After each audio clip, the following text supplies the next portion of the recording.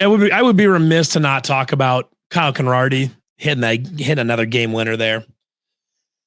I mean, there's, it like him hitting that field goal last year was unbelievable because his freshman season in a tough road environment, at basically just before time expires, essentially as time has expired, that's a critical situation. Nailed it. It was unbelievable. You come back this year, and while it was a game-winning field goal, I feel like the circumstances surrounding it were so much higher risk. Like the downside for him missing that field goal was massive. And because Iowa was going to have 2 minutes left to drive down the field. When I even drive all the way down the field, they would have taken it from like the 40-yard line or whatever, 42-yard line, and only had to get 20 yards before Drew Stevens is in range. But the confidence that this program and that Matt Campbell have in Kyle Conradi is pretty remarkable. It's unlike anything we've seen in quite some time. The play call on third down, I was like 3rd and 8. The play call on that down I would say could have tried to throw into that Hawkeye defense, tried to pick up the first down and keep the thing moving and chop off more time. Instead, what they did was they ran QB power to the left-hand side, and they told Rocco to get as many yards as he could, get down in the middle of the field, hang on to the ball. Rocco did exactly that, got a few yards, and put it right in the middle of the field, right in the spot for a 54-yard field goal. And they did that because they had supreme confidence in their kicker. So, yeah. So you said this in post game and you kind of talked me out of it, but I'm still not quite sure I liked playing for 50-plus yard field goal. Conradi incredible, but 50 isn't automatic. So, like, you're right for like basically every college kicker ever. Your logic is dead on. It's not automatic. It's not there. But one statistically speaking, Kyle Conradi is actually better from 45 plus than he is inside 40. Interestingly enough, like statistically, he makes his kicks more often beyond 40 than he does inside of 40. So for whatever that's worth, he appears to be a long kick field goal kicker. But it was into a steady wind, and for that reason, it was steady. And as any kicker that's kicked at Jack Trice Stadium will tell you, the wind really likes to swirl in Jack Trice, and it makes kicking really difficult. You had a steady wind. It was a headwind, but you had a steady wind, and you're in the middle of the field, and you can just sit back and launch it. And in that type of situation, I know me sitting in the stands, I was pretty sure he was going to drain that. Like I would have bet money in real time on him making that kick. Maybe I'm dumb for thinking that way. Maybe I'm being way overconfident. But it felt like a kick he was going to make because he had made so many more difficult kicks. And it was funny because in the stadium live, when he kicked that, it didn't look awesome off his foot. It looked like it was wobbly. I wasn't sure we weren't sure if he was going to make it, if it was going to make it to the goalpost. It was kind of a weird deal. But, okay, this I can get 100% behind. Like the third down play is QB to center it up, but would prefer passing first and second. That I think is 100% valid take. Because the first play was just a quick run to the outside, and the second play was a toss, was an option play to the near side of the field. I really did. The first run play I didn't hate. The second down play I really, really did not like because the potential for how many yards that could have gotten was really low. Like they were only ever going to get a few yards out of that at most, but Iowa blew it up the line of scrimmage. So I really didn't like that play. I get that they were trying to, reduce. Well, it's funny because I think they were trying to reduce risk by not throwing into the Iowa secondary, but then they ran an option play, which is, I would argue, a higher risk play than just throwing it. But I agree. I 100% agree with you.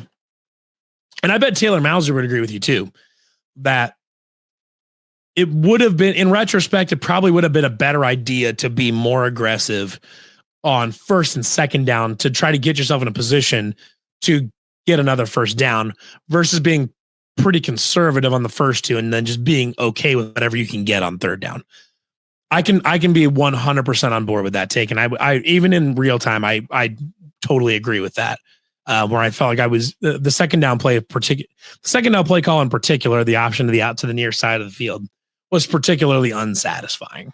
I really thought they should have been more aggressive there. Oh, so on the broadcast, it got brought up that Mauser basically dumped his girlfriend because she made him choose between her and coaching Iowa State football. I have no reason to believe it's not true, I guess. John Haycock seemed to confirm that in today's media availability. I would imagine, I have a hard time believing that Fox would have shared that on the broadcast if it wasn't true. So I'm inclined, I have no reason to believe it's not true. And assuming it is true, that's like some all-time like duding it up for the clones type of shit right there. And it was funny. I think it was Gus Johnson that even said, like, as they say, bros before, or something like that. Which is a hilarious thing to throw on the broadcast. But, to kind of sum up the Iowa game here, all in all, it was an ugly game that Iowa forced them to play and forced them to win ugly. I don't think Iowa State played bad. I think there's a few plays that they'd like to have back. I know Dom Overby probably has a couple catches he would have liked to have back. Even if the throws were not perfect, they're throws that he would, they're catches that he would like to have back that he should have made. Brett Eskelson would probably want to have that back shoulder throw in the first quarter that he dropped. I think he'd want that one back. They didn't play perfect, but the defense was really good. I was especially impressed with the defensive line against Iowa's offensive line, which Iowa's offensive line is elite. They are very, very good. One of the probably 5 or 10 best in the country. Very, very good. And Iowa State's defensive line absolutely held their own all game with them. And Dominic Orange had yet another awesome game. If he's not in the running for some, individual awards towards the end of the season, it'll be a crime. But one guy that needs a shout out here, probably take the Kyle Conradi banner down. One thing that needs a shout out here, though, is Tomato McDonough. Actually, and Caleb Bacon also. Caleb Bacon did have a sack earlier in the game. And he had a one that was originally, basically negated due to a penalty by Zamir Hawk. Then he actually got one later. Then Tomato McDonough, game on the line, fourth quarter. I was driving trying to tie this thing up and gets sacks on 2 consecutive plays, not just coverage sacks. I mean, he was in there, beat his offensive line matchup. Got around him. The second play, he did just a little swim move off to the side, getting, kind of cutting back into the pocket. Gronowski turned his head and bang. Tomato McDonough was right there. Functionally sealed the game for Iowa State. It was an unbelievable play. I'm so happy to see him step up, have a moment for himself. And I think especially to me, that whole sequence there showed me, it answered a couple questions for me as far as the defensive line. Cause I think the defensive line was probably the biggest question mark coming into this season about just kind of what was going to happen. We knew about Dominic Orange, but we didn't know about anybody else. Like if anybody else was going to be productive. And I think what we saw there is that they've got the guys. This defense in general is never going to be one that uses the pass rush as a quote unquote an offensive weapon. They're not going to be attacking teams with the pass rush the way a lot of way 4-3 schemes are and stuff like that. They're gonna send three guys just to have a rush there to clog up the line a little bit, get the one, get a sack here and there. But they're not really a particularly aggressive pass rush team that's going to use it as a weapon. At least not since Will McDonald was here and he was just a one-man wrecking crew. But what we did see against Iowa and against their very good offensive line is that when Iowa State wants to get a sack, when they need to get a sack, when they need to get pressure on the quarterback, they can dial it up. They've got the dudes and they've got the scheme to dial something up and go get one. So would it be nice if you could just send three every play and get to the quarterback regularly like you did with Will McDonald? Yes, obviously that would be great. But the defense isn't really built to do that aside from just having outstanding individual players. And Tom McDonald's right. Yeah, Will McDonald's is just a different caliber of player from basically everybody. But what we did see is that when they need it, this defensive line can be very, very good. The pass rush can be good when they need it to be. They're not going to bring 5 or 6 guys every play. They're not going to bring it most plays. But if they need to get a negative play, they can bring the 3 plus Caleb Bacon off the edge. This is a great thing. They stuffed the line and let our beast at linebacker go crazy. This absolutely happened. Caleb Bacon got a sack there. They were able to get pressure when they feel like they desperately needed it. And I think that's the important part going forward. They've already played, I would argue, probably the 2 best offensive lines on the schedule, maybe 2 of the 3 best, depending on how you feel about BYU's maybe. BYU or maybe TCU. But either of them are definitely behind offensive line wise they're behind Iowa and Kansas State. Now, granted, Kansas State's having a rough time, but first game, Kansas State was still a good team. So the defensive line gives me hope going forward that I think they're going to continue to grow, be an effective unit. Tom McDonough had a great game. We've seen Akeni Eziogu make some really nice plays in the Kansas State game. He batted a couple passes down from Avery Johnson. I think at some point we're going to get a good Vontroy Malone game. I think we're going to get a good game from Vontroy Malone at some point. I think this gave me some peace of mind that this defensive line, this pass rush will be good enough when it needs to be good enough. And that is good enough for this defense with the linebackers so good and the secondary is playing out of their minds.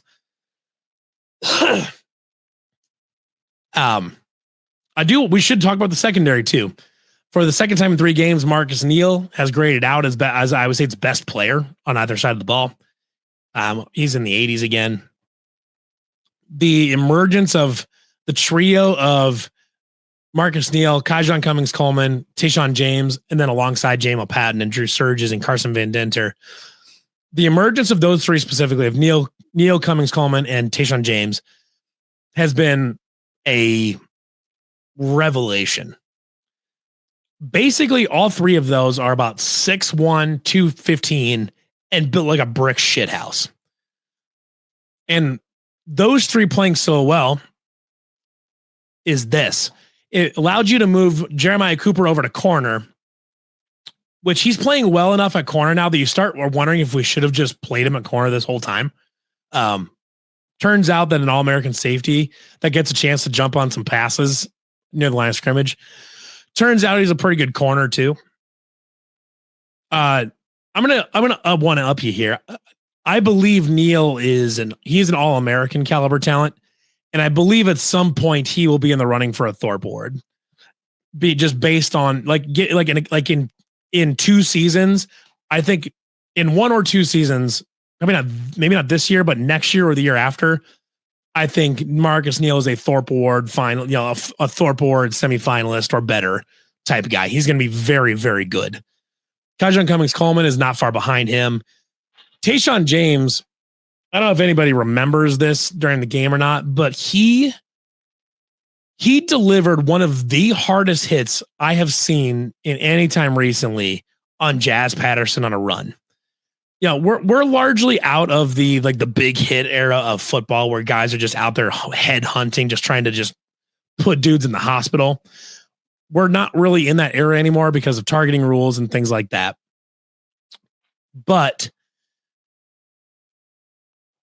the hit he laid on Jazz Patterson, I was wondering how I was wondering how the Iowa player got up. I jokingly yelled from the stands, like, I think he freaking shit himself or something like that. But that was one of the hardest legal hits that I've seen on a player in a long time. That was an enforcer hit that, that's the kind of hit that makes an offensive player think twice about it the next time they run into that part of the field. And they're all of a sudden now they're looking around trying to find Tayshaun James to see if he's going to launch a missile at him again. Yeah. Was it Neil that jumped the screen and played the Iowa guy, laid the Iowa guy out? Yeah. So Neil blew up one behind Neil blew one up behind the screen. Reminds me of Yasheen Young a little bit. So it should remind you of Yasheen Young in that he is a big hitter that will lay the wood.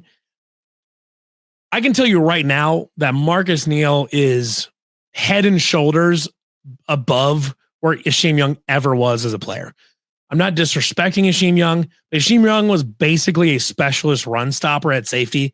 He was not great in deep coverage. He made a few plays here and there, like against Oklahoma in 2020, in the first game. But for the most part, he was. I don't want to say he was a liability in deep coverage, but he was not strong in deep coverage.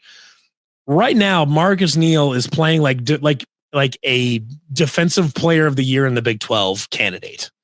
That is how good Marcus Neal is playing right now. He is.